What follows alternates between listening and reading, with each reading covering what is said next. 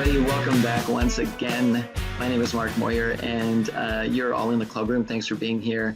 And this is all part of the Win Again Academy and the programming that we provide. And I'm super thrilled to welcome two fantastic and amazing and impressive women who have transitioned from their sport of soccer into some impressive business roles. So I'm going to start first with Haley Rosen. And Haley, she did play professional soccer here in the US and overseas, and she spent some time in the Bay Area in a few different tech jobs, but then she really wanted to address a very glaring lack of really, I guess, focus on women's sports on television.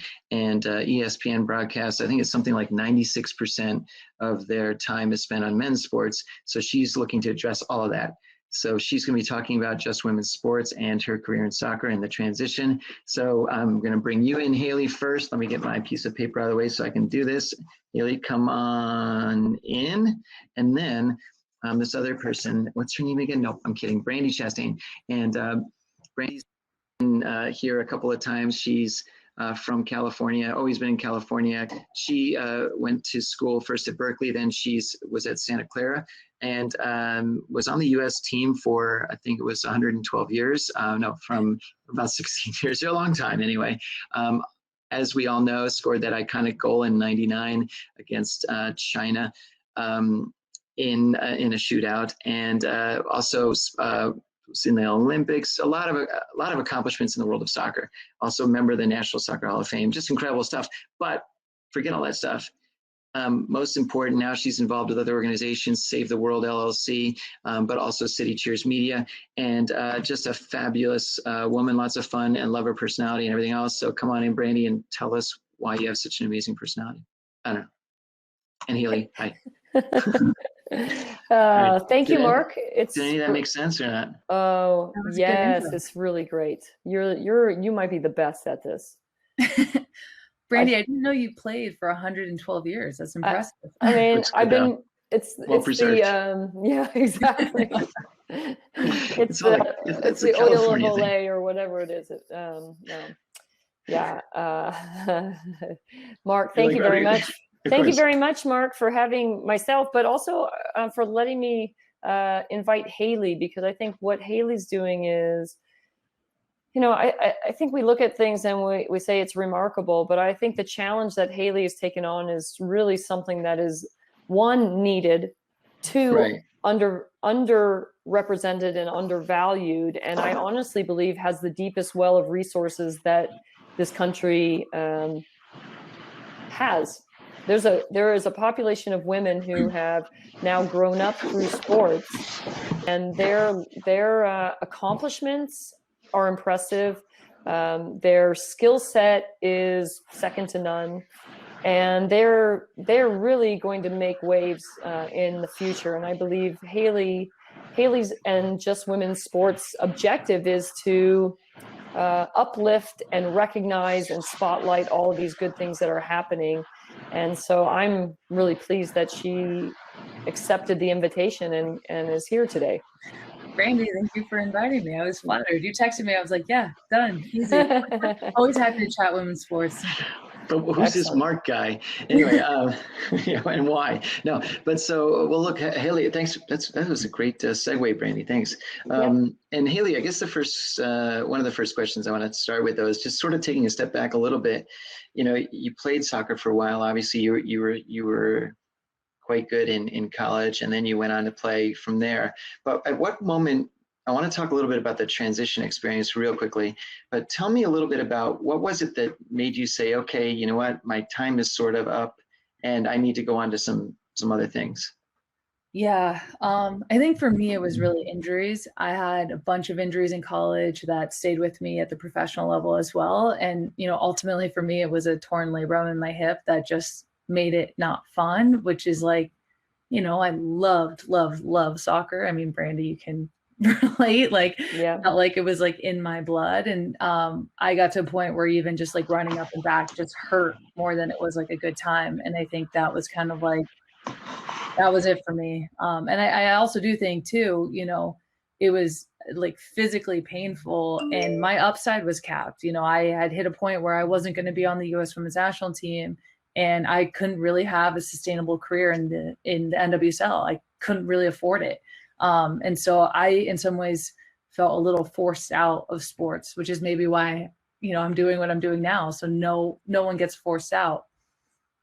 I mean, it's interesting. I think that people always forget that retirement in athletics is 100%. I mean, you're always, every day is one day closer to retirement. And if you are prepared for it, that's fantastic. If you're not, then, you have to be, I mean, it's challenging that way.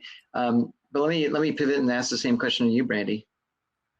At what point did you start saying, man, I've been playing for 112 years. It's my 112th year now. Well, I think, similar to Haley, I did have multiple injuries, but much earlier in my career, in my first 2.5 seasons upon entering college. And so I really had a lot of my career left on the other side. And so I was really fortunate that all the good stuff happened post-injury. So if there's a lesson in this, there is potential after. But as Haley experienced it, sometimes there might not be. So it's an unforeseen future when you do have some kind of injury. To be honest with you, I wasn't ready to retire. I got retired, and that's another part of the professional space that maybe nobody really talks about or prepares you for. As athletes, we're in control of our physical selves. We should be in control of our mental selves and our emotional well-being, the tactical and technical skills that we need that are prerequisites for the positions we play. But really the preparation for, what happens when, either your coach decides that there's a change in direction, or physically you can't do the activity anymore. So I wasn't really ready to retire. I wanted to play more after the 2004 Olympics, and there was a change in coaching, and I never was given a chance to go up against the players that coach at the time thought were the players that were the best players. So that was a really difficult, harsh reality, especially when you're not mentally in that same space. So that was a big transition for me. Welcome to senior management or whatever, right? I mean, first taste of that, I guess. But look, so pivoting from there, I mean, each of you played, and one thing I like to talk to people about is that a lot of times athletes oftentimes don't fully grasp what they bring to the table, and some of the skill set and the athletic mindset that can be so successful for them as they move forward in their career. Tell me a little bit about how, and each of you in your experience, and we can start with you, Haley, even learning leadership and tenacity and grit, some of the things that you learned playing soccer have helped you grow into your business. Yeah, I mean, absolutely. And I feel like I've seen that even in the Just Women Sports team. We have a lot of former athletes, and there's a lot of hustle and a lot of heart, and there's people that will just grind to get stuff over the line. And there's so much that I think athletics teaches a person. And I think, one of the biggest things too is like feedback. We have a culture of like really direct feedback, and people take it and they run and they pivot, and we go forward and we do better. And I think that's like, in some ways for me, almost the number one like attribute that athletics gives you is like you're coachable. I've also seen, though, kind of on the flip side of that, a lot of the former athletes that are now on my team, as a player, like what Brandi said, like you don't have like power in decision making. If a coach thinks, you're a defender and you think you're a forward, you're a defender. If the coach thinks you should be on the bench and you think you should start, you're on the bench. And so I think that you learn in athletics to just you accept your role. And I do think in business you can fight and advocate for yourself, and you should speak up and you should raise your hand. And there's a lot of companies doing a lot of things, and if you're not happy or if you are undervalued, you can fight for yourself. And I think that's actually something that I've had to teach some of the former athletes on the Just Women Sports team, that you can raise your hand and you can ask for more, and you can ask for a different position or a different project or what have you. So I mean, overall, I mean, there's so much good. But that is one thing I have noticed, that I'm like, no, advocate for yourself. You got this. What do you think, Brandi? What are Well, sort of things yeah. yeah, I would say that that there's a lot of translatable skills, right? So Haley just brought up, you think you're a forward, the coach thinks you're a defender. That literally was my life, right? So I was a goal scorer, and then I moved to playing left back. And I think the thing that sports taught me is that you definitely have to be agile and you have to be flexible. And it might not maybe look like the thing that you thought you wanted it to look like, but really you can shape things in the way that you see them. And so maybe you bring something to the table that wasn't recognizable before, but you've now altered the space. So I think, for me, I today with CityCheers or Save the World or the Bay Area Women's Sports Initiative, whatever programming it is, you have to be this malleable thing, right? There's nothing that can be that rigid any longer. And the more flexible you can be, the more you can contribute to the outcome. And I like to say, I like to be a positive disruptor of change, right? I'm a big believer in change. Mainly because that's what I experienced in my career. I was injured for 2.5 years. I was a world champion. Then I got cut from the national team. I spent 3.5 years not playing on the national team. I went overseas. There really wasn't anything. I became an assistant coach at Santa Clara, and I fought like heck, to continue to be on the national team, and it looked completely different than what it looked like before. And so, I love the concept of change, but I love the concept of using the skill set you have and looking at it through your lens, but turning it around, right? And that's what I did in my position. So as a defender, maybe I didn't have all the skills I needed, but I could see it from the forwards look and say, I know what you're going to do before you do it, because that's what I used to do. So now I can get in the way of that. And so I think that's, talking to the feedback that Haley was speaking of, when you have to be coached and then you have to make that pivot and you have to run with it and you're going to just go like, I'm going to give this thing my all.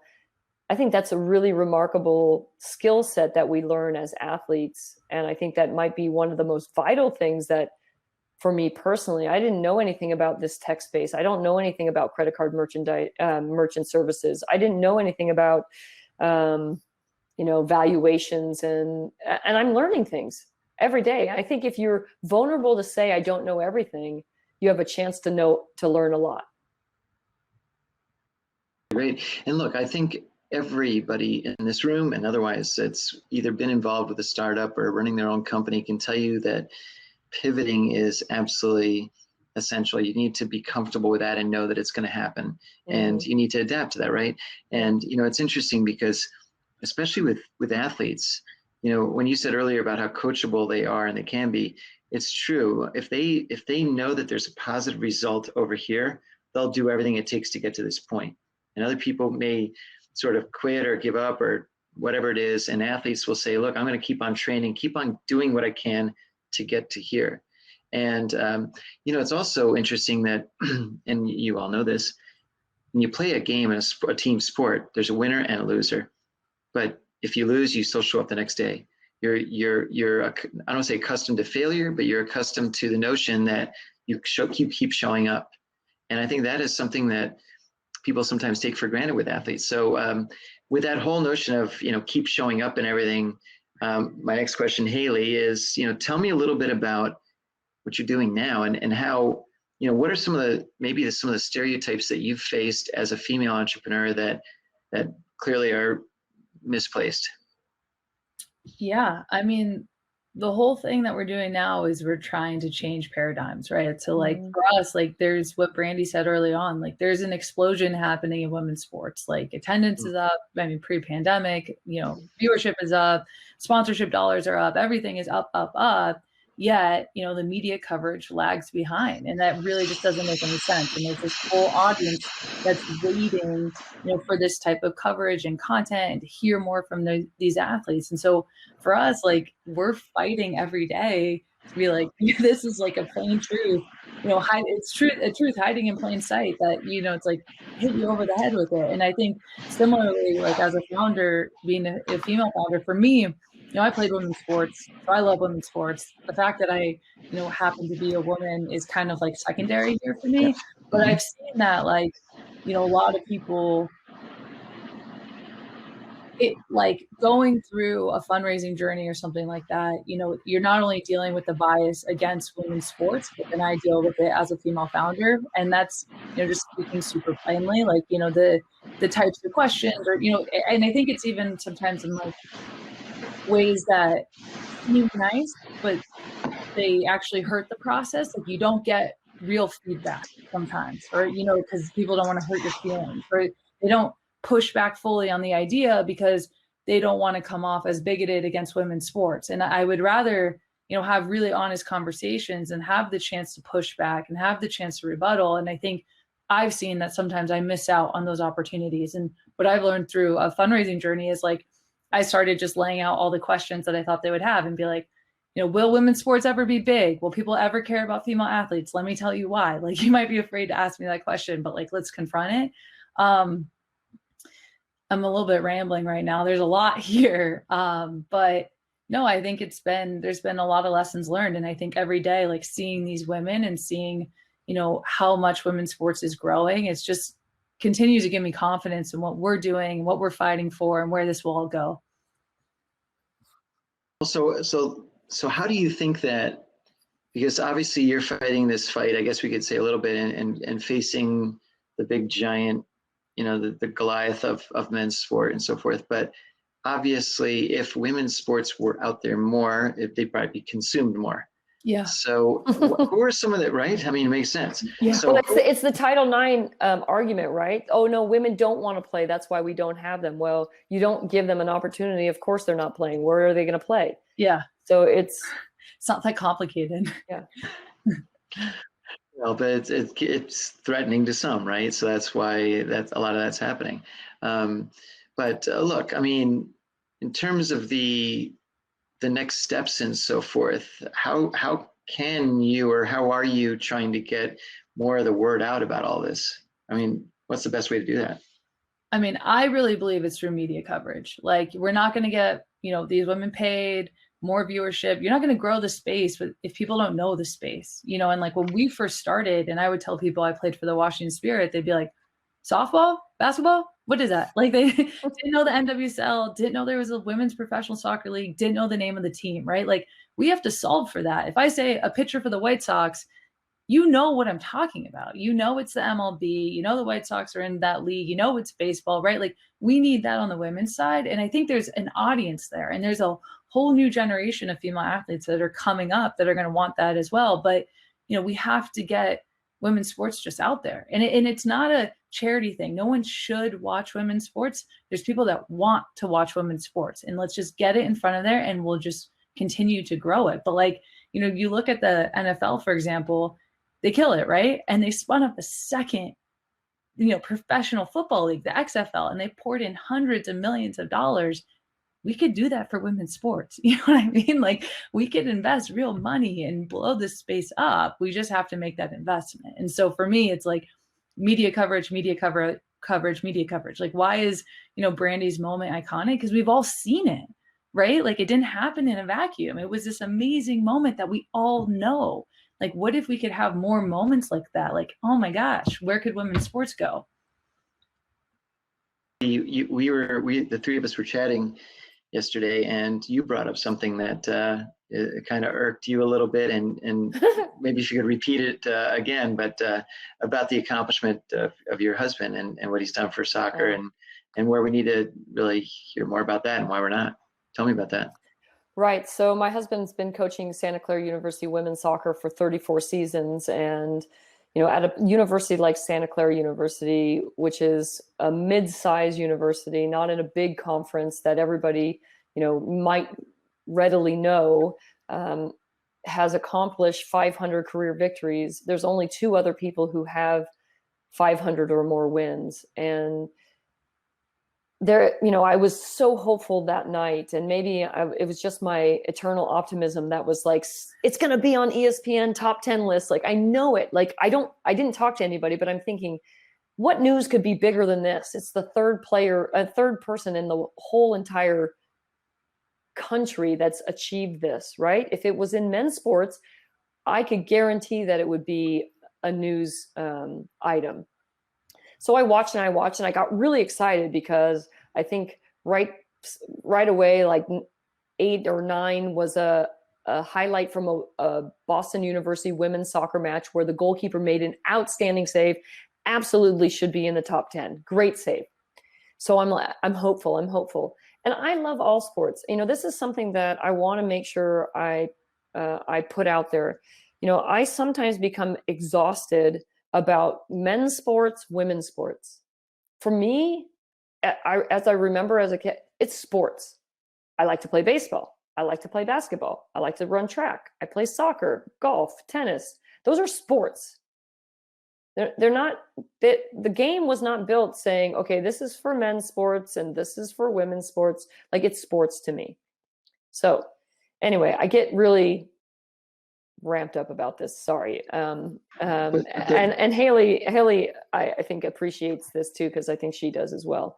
But so I was really hopeful that that the story would be there, and it's getting closer and closer. 5, 4, and I think 4 or 3 was a basketball player from the NBA dunking the ball, and I was like, "What's so?" I mean, again, I love basketball, but what's so special about a guy who barely has to jump off the floor to dunk the ball? And how does that make it a top 10 play? And this is something that, you see dunks in basketball 20 to 30 times a game. This was a 34 years in the making, 500 victories, and there's not a word mentioned about it. And that's the kind of uphill battle that Haley and myself and other women in sports have every day, right? These great accomplishments happen and they go unrecognized. And I think for me, one of the reasons why I get maybe so worked up is that just imagine who that news could affect in a positive way if they heard it. Like, maybe there's a coach out there that's been coaching anonymously for, a youth soccer team or a Division III college, or, in a remote area. And they just needed this kind of like, see, you could do it. Yeah, it's not easy, but stick with it, right? That story matters, and not only does it matter to that coach, but it matters to every single player that plays under that coach, right? Jerry received so many countless, hey, thanks, coach. Congratulations. What an amazing accomplishment from generations of players who had played for him. And, it gives me chills to think how many players have come through his program that have been successful on and off the soccer field. And that's meaningful. Not to fire up Brandi more, but but Jerry really is iconic in women's soccer and women's sports more broadly. And I do think it's like, it's just like crazy that that's something that doesn't get the spotlight or hype or publicity. And I think the biggest thing I think about is like, yeah, that story really matters. Also, that story is just awesome. Like, when we miss out on women's sports, like, we miss out on just more sports and fun moments and highlights and accomplishments and perseverance. Like, we just miss out on a lot of what we love about sports. Like, why are we doing that? You know what I mean? Don't we want more sports in our life? So I don't know. Like, that was crazy to me too, Brandi. Yeah. Well, I think what's going to happen though, and hopefully sooner than later, is that, we're all starting to narrow down to an extent our interest in specific things we want to watch or consume. I remember when I was younger, we had Wide World of Sports, and it would have been some crazy, I don't even know what, like, strongman competition, and then it'll be like some weird sport, but we'd all sit there and watch it like because it was the only thing that was on, right? And now we have the ability to choose from a lot of different things. But I think, and I'm going to ask you this question in a second, Haley, because I'm curious to know, you know, with that said, and with clearly the need for more exposure across the board in women's sports, in media and so forth, when are you guys hoping to launch, or is it a secret or something? Us? We're launched. Yes. Okay. Tell me, but I mean, how can people find you? Tell me what's the best way to do that? Yeah, so we soft launched January 2020 as a newsletter, and then turned on some social handles and got our website going. Q3 of last quarter, we officially launched with the Just Women's Sports podcast, hosted by another U.S. Women's National Teamer, Kelly O'Hara, and that's been awesome. And we're gearing up now to launch more shows and just push and keep growing. And so you can pretty much find us everywhere. We're even on TikTok, so definitely check us out. And we're really proud of our newsletter too, if anyone here is a fan of newsletters. A chance that there'll be an opportunity to be a TV network associated with that? Yeah, I mean, I think for us, like, we're a very early stage company, and for us, it's about iterating and growth.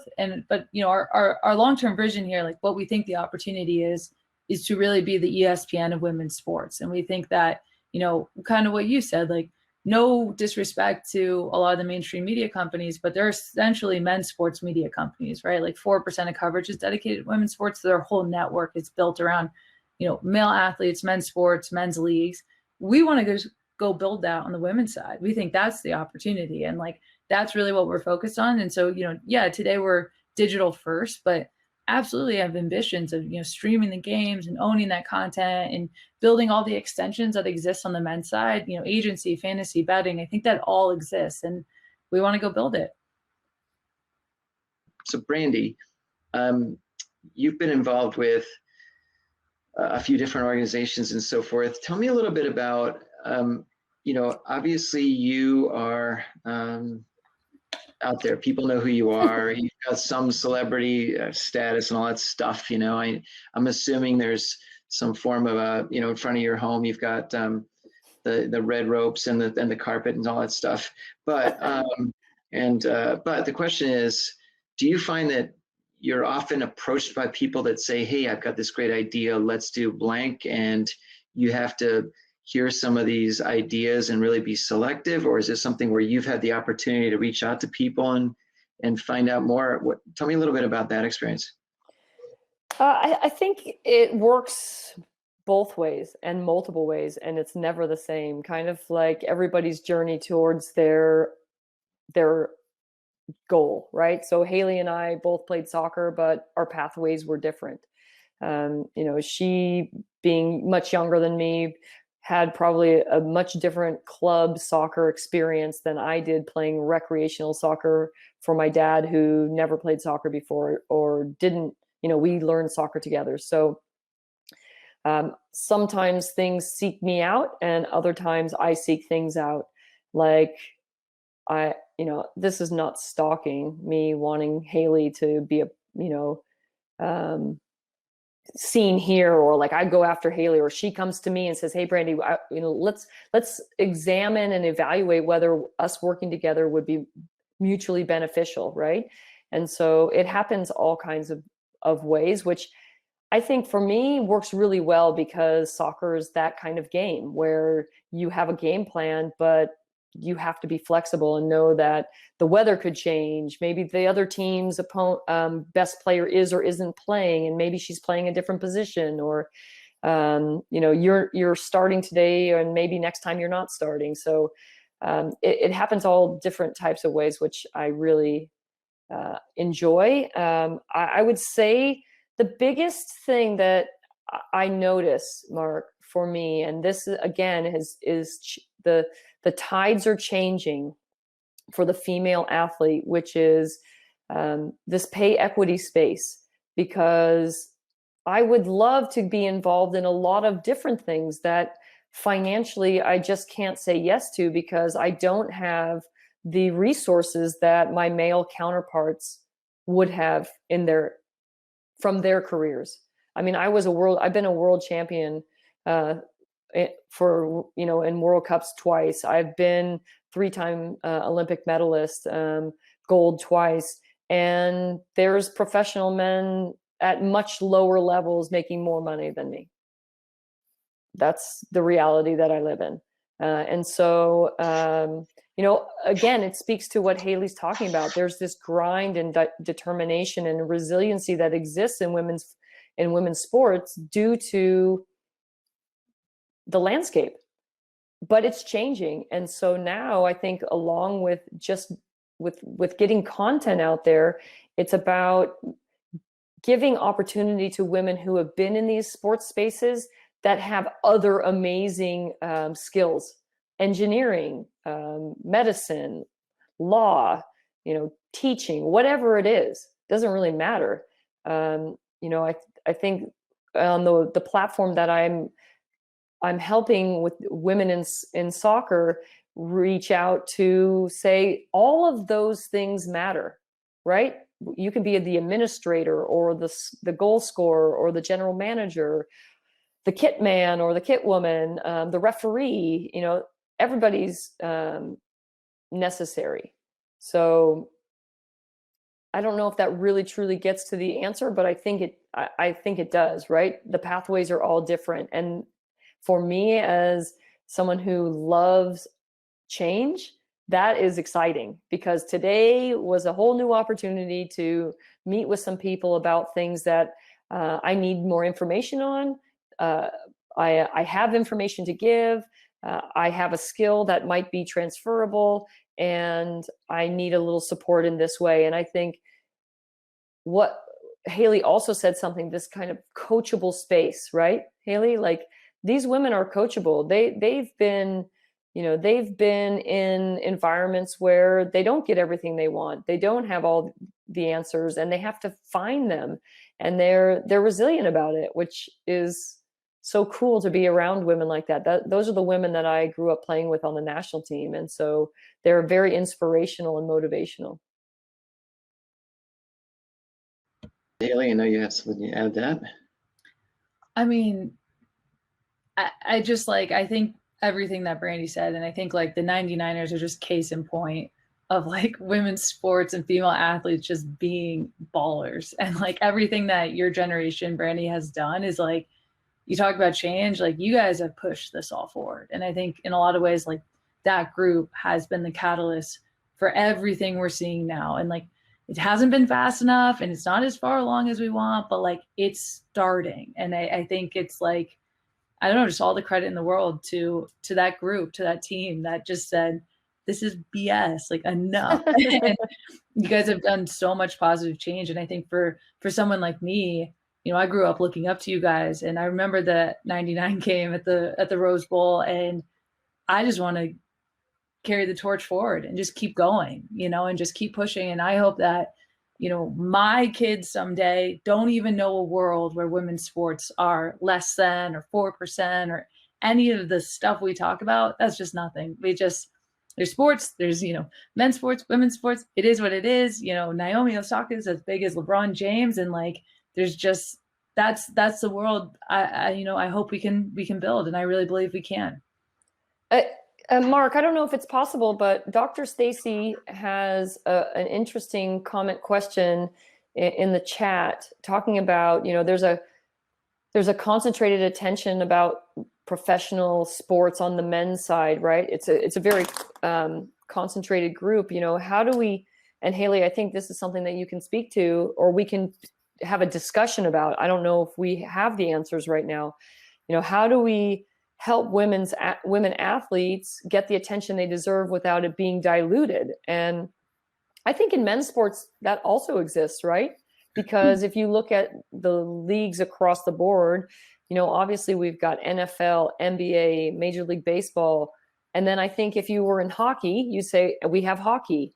Hockey's a little bit over here. We have MLS down here. We've got, I think it's really, it exists in both spaces, mm-hmm. right? Who gets what attention when and why? And, the almighty dollar obviously is a big part of that. And Haley, if there's anything that you want to add, please do. And I think too, like what you said, the almighty dollar speaks. And I think, the NFL is just more popular than the MLS right now, right? And there's stuff that could be done to change that, but I think that's just kind of a straight fact. I think what's like for women's sports, like that's not a straight fact. The interest is there, the participation is there, and that's why this to me is just crazy. And it's like what I'm excited about is it's such a great business opportunity because there's an audience laying in wait, there's interest, and no one's doing anything about it. And so like that to me is like, this isn't a charity thing, although there's so much good that comes from it. It's a huge business opportunity. And how do we take women's sports to the next level? I keep saying this. I really think it's media coverage, and that's what we're trying to build. Because right now, and she has 500,000 Instagram followers that love women's basketball, and you have Chloe Kim that has 600,000 Instagram followers that love women's snowboarding, and Kelly O'Hara has 1 million that love women's soccer. But it's all separated right now. So what we're really trying to do is pull it all together because the audience is there. There's just no ecosystem for them to exist all together and to really monetize that and build that and have the cross collaboration. So I think that's what's missing in women's sports. And I think sometimes you go to ESPN for basketball, but then you see the NFL and you stay for football and you build and it builds. We don't have that vehicle on the women's side. So that's really what we're trying to build is that flywheel where all the leagues and the players and the teams and the media companies can start just, fueling each other and just building and building and building. And it's going to take time, but, that's where I really think it's going. And I do think I see a comment, it's women are not watching women's sports. The majority of our audience is women. It's millennial women. And it's a post-Title IX generation that grew up playing sports and they played women's sports. I played women's soccer and like, I love soccer, but I love women's soccer more because it's the game I know. It's the pace I know. It's the style I know. And so that's happening. They're tuning in big time. And our audience is really built around that core of millennial women that played sports. And there's just more and more of those types of people coming up. The space is only going to get bigger and bigger. But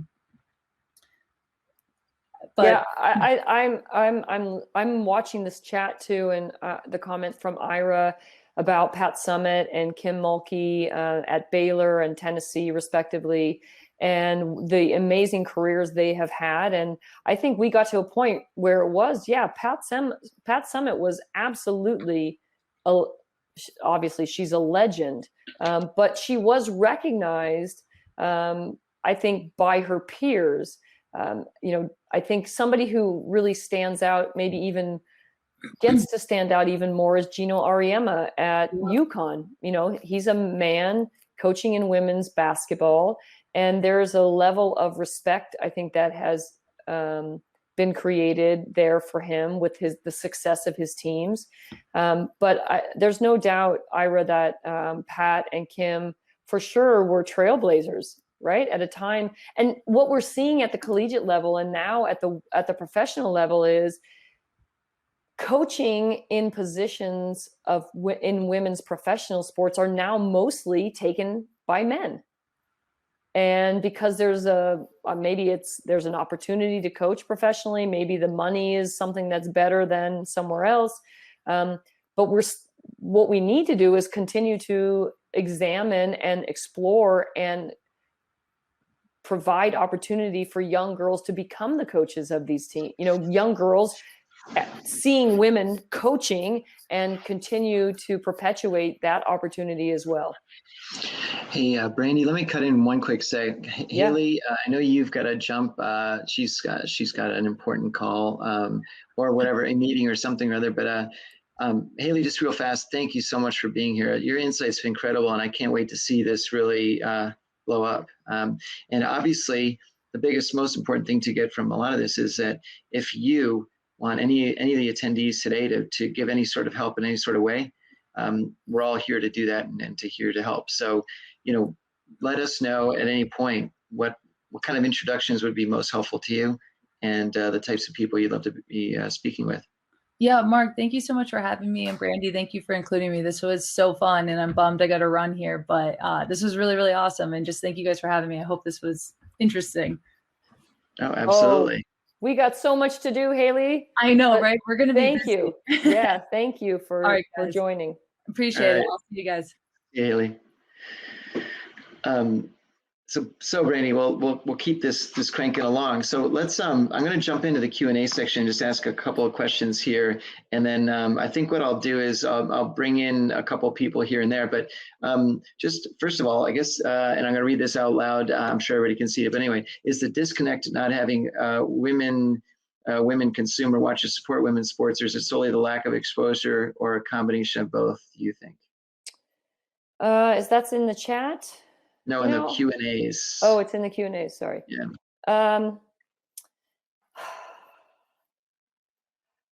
When I think about this, I think of Haley made a really great point, because she's talking about millennials, right? She's talking about these women who do want to see women who play.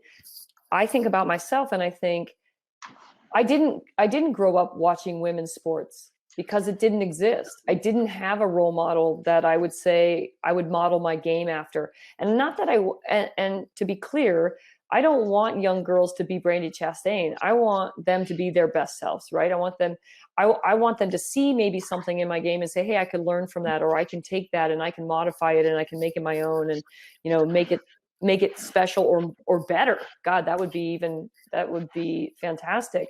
So, you know, I think for me, I've been conditioned to watch men's sports, right? I watched with my father, my grandfather, and that's what I watched because that's only what I had. Now, I think this consumption of women's sports, because we're still struggling to find it, right? Because we're on obscure channels, or we have to find it in streaming, or we don't have that service, or whatever it is, that disrupts the ability to be able to consume women's sports. And so I think sometimes there is a population of people that may give up and say, oh, it's too hard, I can't watch it. But now ATA Sports shows women's soccer on the weekends. CBS is covering now, and WSL. So there's better channeling for finding these games. And, you know, we used to say, if you want to be a part of women's sports growing, you have to be a part of the solution, right? So buy a ticket, turn it on, be a part of what really matters and contributes to a positive outcome. And it's not always easy. And changing, again, we go back to change. Change is hard. Change is hard. I love watching English Premier League. I've been a season ticket holder of men's soccer professionally in the US with the San Jose Earthquake since the mid to late 70s. And when we have another league here, hopefully really soon, with that myself and some others are working on right now to bring an NWSL team back to the Bay Area. Again, I really have an opportunity to make a difference. I have 2 granddaughters. I have 2 nieces. I want them to see women's sports live. I want them to turn on the television and have the option. I want them to go to their computer, because what I'm finding now is with my teenage son is that they don't really consume television the way that we did. And they watch it much differently, and they find their things through YouTube or through TikTok, or I'm going to make up a name for something right now, but you know, they watch it differently. And so we need to find out how they consume things, and we need to give them the diet that needs to be diverse. They need to have the opportunity to see everything.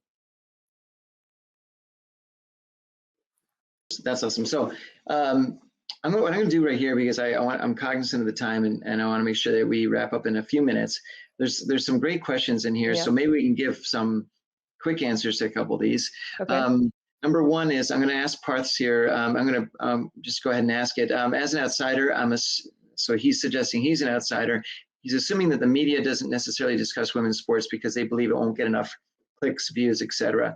Is that true, or what's the level of interest in women's sports, and how is it growing? Well, I think I honestly believe it's a silent majority, but we haven't been in the driver's seat, so it's really difficult to know what those numbers are. But what Haley did say is, I wrote this down. You know, Candace Parker has hundreds and hundreds of thousands of followers and millions of followers for Kelly O'Hara. It exists, you know, the Megan Rapinos, the Alex Morgan's, it's out there. I think part of it also is that when organizations don't put resources in that direction, you're not going to get the output that you get when you invest. So it's a difficult conversation, because what comes first, right? We have to answer the what comes first. Is it we need to show that there's interest, or we need to invest to see how much interest there is? And that's the continual cycle that we're battling. And so Dahlia asks, you've discussed the skill sets and the mindsets that athletes as individuals bring to the table in business. Can you speak to how you use the team first mentality to start and grow a business? It's a great question. Well, for me, gosh, I hope this answers your question, Dahlia. And this is something that's really become part and parcel to the core of what I feel my strengths are and where I believe humanity should be, which is people. People matter, and businesses are people. And how can we best create something that influences people in a positive way, or create a positive space that can enhance what people are doing? So with CityCheers, for example, I believe it's a win-win-win. CityCheers provides a platform that a consumer app that's consumer facing that you can use in the hospitality space, in restaurants and bars. And not only does the patron get the benefit of using a system where they don't have to touch anything, they don't give their credit card to anyone. You view tip pay on your phone. You can be out of there. You can see what's happening in the neighborhood where you live, or maybe a neighborhood you're going to, and you can check out what's going on right in your own phone. Nobody, it's safe, it's secure, it's efficient. And so that's a benefit to me as a user. But as a location, I now get to cast a broader net across a spectrum of people who are outside maybe of the people that live, love, work around my restaurant. Now I can capture and I can let them know what's happening in my space when they come to town. So it's a win for them. And now for the CityCheers is we're providing a service where we don't have a footprint of putting down hardware on somebody's counter, or creating something that's going to be thrown away in a landfill. We connect people so that we can have a more not just efficient. So it's a business efficiency, yes, a revenue generator, yes, but it's also an enhancer of an experience, right? So I don't know about you, Mark, but I love to go to restaurants and social places like bars or concerts, because they make me feel good. I'm celebrating something. It's a big game. It's a graduation. It's a birthday. Why do you want that ruined by waiting for a bill, or the server's preoccupied, or the World Cup is just finished and I didn't get to go to it, but I'm watching with 200 people, and now I've got to wait 30 minutes to get my bill because there's 3 bartenders. Like, that's crazy to me. We're better than that. We're more efficient. And so to get to the crux of it is, I think that's about people. How can I better service an individual, a location, an organization, to see the needs of the people and meet the need? And look, obviously CityCheers is addressing that need, and we're going to have plenty of time to talk about that, and we should, and all that sort of thing. I just want to knock out a couple more questions, then we'll bounce back. So Robbie, I want to bring in Robbie, because she's awesome. And I'm going to let her come in and ask you directly if Robbie doesn't mind. Come on in, Robbie. Ask your question. Just to click on the little accept button there. Hey, awesome. Hello. Hello. Nice to meet you, Brandi. Thanks, You Mark. too. I'm on here for the first time, and I'm trying to launch a softball coaching business. Maybe do some children's books with a niche for softball. I'm a veteran as well, and I want to find my niche, but I want to be able to find a community that's kind of sports oriented with females that we can cheer each other on and engage each other and promote each other, because I know connections and people are what makes the world go round. Yep, exactly. How can we find that community to help each other? Well, number one, right here with Mark Moyer and the Win Again Academy, I think that this is a great starting point. I think we have to be open to sharing information with one another, which I think women are really exceptional at doing. We have to use each other as resources, and we have to be open to giving time to each other. So that's one. I think, we have to continue to be vocal, right? I mean, I think when women's softball I shouldn't say women's softball, because it was the only thing in the Olympics. It wasn't men's softball. So when softball was dropped from the Olympics, people didn't go away quietly. There was a lot of noise to the IOC and to why there was a value to have it in the games. And so, that's important, to not be quiet, to take your passion and to be brave. And I know on the women's side, we sometimes have the same conversation over and over, this similar conversation about being brave and about having a voice and about standing up and supporting each other. It's an exhaustive conversation. It really is, because that part has been present, but we have to continue to amplify our voices.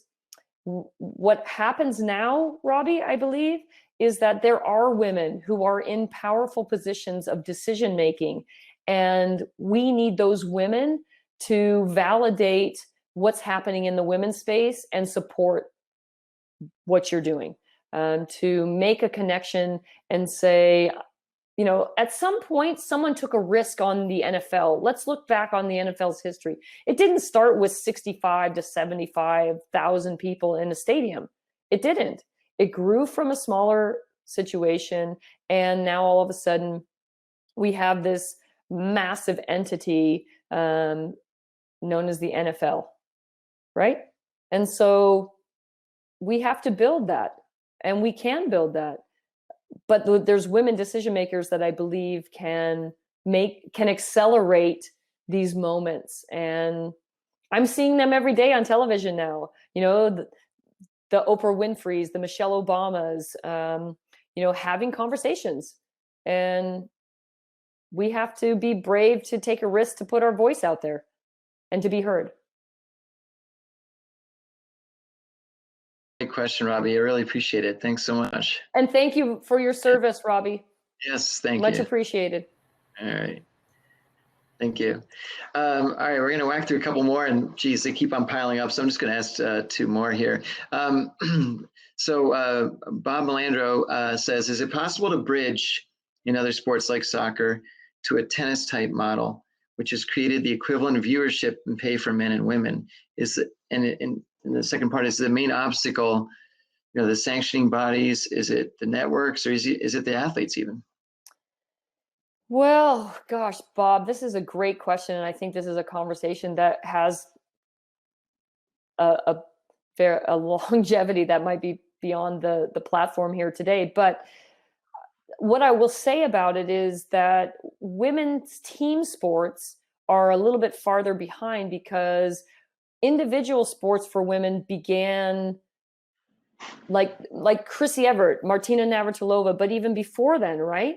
And so individual sports in what I would have characterized, or no, not me, that had been characterized as more feminine, which there's no feminine sports. It's sports, but I'm going to say, it's women wearing skirts. Now I love when Serena says, have you ever worn a cat suit to work? Like, I'm thinking, yeah, you have. Like, it's changed, right? So it's become, but I think the notion was they were individual sports, and now we've moved to these collective team sports. And again, I think it's a cultural disruptor that is now taking place, and that I don't know if it's the sanctioning bodies, but U.S. Soccer for sure has been a partial obstructor of, equal pay, 100%. We saw that in the lawsuit that happened. So yes, It can be governing bodies. It can be networks. Again, I think it's decision makers making choices. Just like it was in Title IX, right? That's an education bill that happens to cover sports. But athletic departments have to make decisions about budgets and where they want money to go. So they want the football team spending the night in a hotel at home, getting big, banquet type meals that cost thousands of dollars, yet they got rid of men's wrestling. Women's sports doesn't have anything to do with that. That was a decision based upon finances and choices in finances. So there's people making decisions about where the value lies. And all we're saying is that there's a lot of value in women's sports. And to be honest with you, what's the upside to men's sports? I'm going to say the ceiling is a lot lower than what's going on in women's sports. Nicely said. All right, so one more question, and Matt asks it, and Matt, I'm sorry, I'm not bringing you in, but we got to move this along a little bit. But he says a little birdie told him, so I guess he's listening to birdies a lot, that you were interested in being a coach at the college level. Is that something you always wanted to do? I think being a coach is something that I feel has been a part of my DNA. I felt like as a player on the field, I always instructed or organized or coached the players that around me. Probably sometimes not to their liking, but I feel like that's always been a part of me as a player. And the natural progression, I believe, for me, because I love soccer so much and I enjoy the journey of the game and of the players and of teams, that I think college was something that I thought about, but again, my husband's going to probably go for another 500 career wins. So I don't know if I want to play against him. So I think, coaching actually in the youth national ranks and with the national team seems to be fitting for me. There's only handfuls of individuals who have had the experiences that I've had. And with that on the playing side and now on the coaching side, I feel like that would be a gift that I could give to younger players that would fulfill a bucket for me in my life, but also I think fill the bucket of others too. Wow, great answer. Well, look, I'm sure we'll see you on the sidelines screaming at people soon enough. No, you're not a screamer. Wait, are you a screamer? I don't know. The soccer field is really big, so sometimes I have to be louder than other times. So does that mean yes? I don't know. No comment. No, that's fine. All right, listen, well, we're going to wrap things up here. Obviously, plenty of time to go back to the tables, and I know people have some more questions, so I hope you can hang out for a little bit longer, Brandi. But I really appreciate you being here. I love having you here. It's you're such a fantastic personality, and you're obviously very passionate, not just about your sport, but just about sports in general and women's roles in it, but everyone's roles in it, right? So I think that's so I'm thrilled that you've been here. I know I've asked you this before, but just give me your 2 cents again. I love hearing about it. What's your favorite part of this whole thing that's going on, the Clubroom stuff and everything? Other than last time you said something about wanting to play poker with everybody.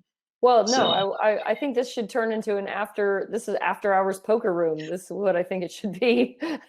And we can turn it into a, hey, what's your favorite cocktail, and show how to make it. That would be fun. No, what I love about the Clubroom is that it allows an opportunity to listen, to meet, and to explore potential opportunities, whether it's in something you thought you were interested in or you become interested in. I've really met some really fabulous people, and I'm all about that, right? I love connecting people too. Earlier I met Ryan Guy, and I'm connecting her with a friend of mine who I think will potentially help her in what she's doing now. And if we can drive people into directions of helping one another, then I think we'll all be better off, right? We could all be more successful. We can all make a better difference. I'm not here as an advocate for women's sports. I'm an advocate for sports and for opportunities. I have 2 sons. I've got 2 nieces. I have 2 granddaughters. I have teams of women. I really just want everybody to enjoy themselves. This has been a really tough year that we've experienced. And so, I'm into finding solutions, and if I can be a part of the solution, then I'm in. It doesn't matter if I have expertise or not. I'm going to go for it. Oh, I love that. Such a great answer.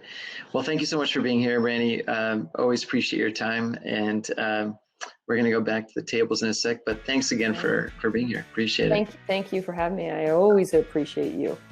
Thanks. You're the best. Thanks for being part of the Clubroom event today. It's been great having you on board. Check out all the resources available to the Win Again Academy. Go to the website, markmoyer.com, and you'll see all the previous events, podcast episodes, articles, and so much more. Check it out. And look, if you're an athlete, if you're an entrepreneur and a founder, or an executive looking to elevate your game and really take your business and your career to a whole new level, consider becoming a Win Again Academy member. We'd love to have you on board because you get access 24/7 to an incredible Slack community of other members where you can really elevate your network and meet some really impressive people. You'll also get a personalized copy of my book, Win Again, the job search handbook for athletes and non-athletes looking to really transform their life and their career. You'll also get seamless entry into the Clubroom events. And these events are absolutely amazing.